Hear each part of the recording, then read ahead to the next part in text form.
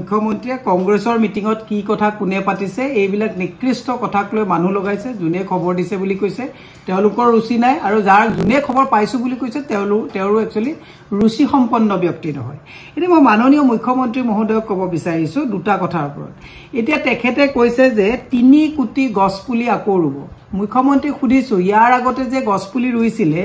ৰুই যে সেলফি দিব দিছিলে বাইদেউসকলকে গছপুলিবিলাক কি হল তাৰ হিচাপটো আমি বিচাৰিছো তাৰ এখন শ্বেতপত্ৰ দিব লাগে যে যোৱাবাৰ যে আপুনি কেদিনমানৰ আগত যে বৃক্ষ ৰোপণ কৰিছিল আপোনালোকে অমৃত বৃক্ষ তাৰ কি ফলাফল পালে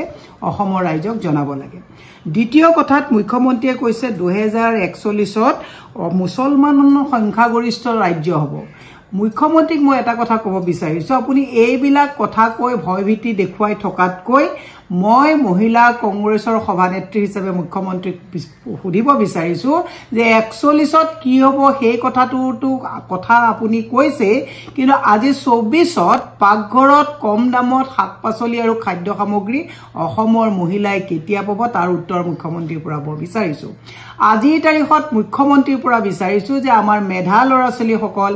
মধ্যমীয়া যিসকল ল'ৰা-ছোৱালী ইহঁতে যিবিলাক পৰীক্ষা দিয়ে নিকা আৰু স্বচ্ছ পৰীক্ষা কেতিয়া পাতিব পাৰিব তাৰ প্ৰতিশ্ৰুতি মুখ্যমন্ত্ৰীৰ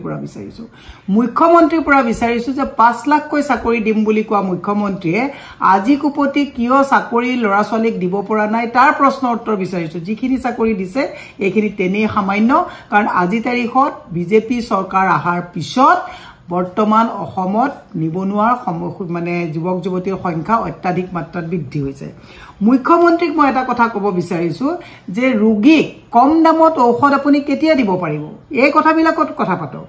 কৃষকে উচিত মূল্যত উৎপাদিত সামগ্ৰীৰ দাম কেতিয়া পাব শ্ৰমিকসকলে শ্ৰমিকৰ জীৱন বীমাৰ পৰা আদি কৰি শ্ৰমিকৰ সুৰক্ষাৰ এই কথাবিলাকক লৈ কেতিয়া কথা পাতিব মহিলা 33% যদিও কেন্দ্ৰীয় বিষয় 33%ৰ আপোনালোকে আইনখন আনিলে কিন্তু আজি তাৰিখত বিজেপিয়ে সেই আইনখন লৈ পেলাই কিন্তু কোনো ধৰণৰ তেওঁলোকে ফলপ্ৰসূ কৰিব নোৱাৰিলে তাৰ উদাহৰণ যোৱাৰ 24ৰ নিৰ্বাচনত আপোনালোকে কিমান মহিলা প্ৰাৰ্থীক আপোনালোকে টিকেট দিলে এই কথাবিলাক ৰাইজৰ মাজলৈ আমি লৈ যাম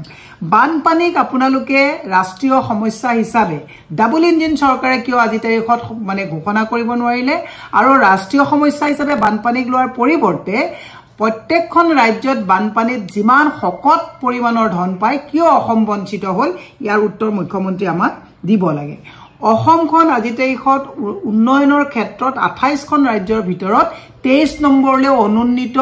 একেৰ দুখীয়া ৰাজ্যলৈ পৰ্যবেক্ষিত হ'ল তাৰ উত্তৰ মুখ্যমন্ত্ৰীৰ হাতত আছেনে আপুনি ৰাতি আহি যেটো লাইভ দিয়া আৰম্ভ কৰিছে কথাবিলাক যে কয় 12টা লৈকে ফাইল আছে আৰু মুখ্যমন্ত্ৰী হলে আপুনি 12টা লৈকে ফাইল চহী কৰে নেকি হিতেশ্বৰ শইকীয়া ডাঙৰীয়াও 12টা বজালৈকে ফাইল চহী কৰিছে তৰুণ গগৈ ডাঙৰীয়াও 12টা লৈকে ফাইল চহিছে এটো নকমন মিনিমাম প্ৰগ্ৰাম এখিনি কাম কৰিবই লাগে কাৰণ আপুনি আকৌ আৰু অকমান টাইম 2 ঘণ্টা বেছিকে এই কাৰণে ল'ব লাগে আপুনি ঝাৰখণ্ডত যায় উত্তৰাখণ্ডত যায় অসমৰ ৰাইজৰ কাতলৰ পইচাৰে লৈ বেলেগৰ ৰাজ্যত আপুনি মানে কেম্পেইন কৰিবলৈ যায় গতিকে এপ্লাকটো 2 ঘণ্টা সময় ৰাতি আপুনি বেছিকে টোপনি ক্ষতি কৰিবই লাগিব গতিকে মই মুখ্যমন্ত্ৰী মহোদয়ক কৈছো হাল এৰি খিয়াল খেদা কথাবিলাক বন্ধ কৰক বহুত আপোনালোকে ৰেকৰ্ড কৰিবলৈ গ'ল যেনেকৈ বিহুৱতী আপোনালোকে ৰেকৰ্ড কৰিলে খুব ভাল পালো কিন্তু বিহুত যে বিহুৱতী আনা ঢুলীয়া আনা বাছৰ মালিকে আজিও পইচা নাপালে এই কথাবিলাকৰ শ্বেতপত্ৰ এটা দিব লাগে যে কাম কৰে ঠিকেই এই আধৰুৱা বাকিদাৰসকলৰ ব্যৱস্থা কি হ'ব এনে 100 বুলি প্ৰশ্ন আমাৰ হাতত আছে মুছলমানৰ ভয় দেখুৱাই এই মূল্যবৃদ্ধিয়ে যেটো কুঙা কৰিছে প্ৰত্যেক ঘৰ পৰিয়ালক তাৰ ওপৰত প্ৰশ্ন কৰক কৰ কাটল যে আজি তাৰিখত বৃদ্ধি পাইছে আজি তাৰিখত যে কৰ কাটলৰ হেঁচাত অসমীয়া মানুহ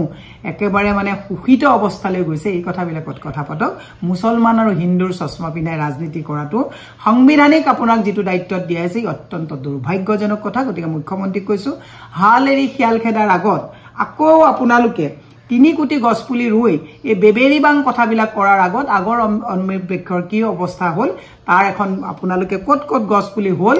তাৰ ফটো আমাক দিয়ক আমি চাও যে আগৰ গছপুলিবিলাক বাচিলে নে আকৌ এখন নাটক কৰিবৰ কাৰণে মুখ্যমন্ত্ৰী লক্ষ লক্ষ কোটি কোটি গছপুলি আৰু মাৰিব নালাগে তাৰ কাৰণে মুখ্যমন্ত্ৰীক মই পৰামৰ্শ দিছো ধন্যবাদ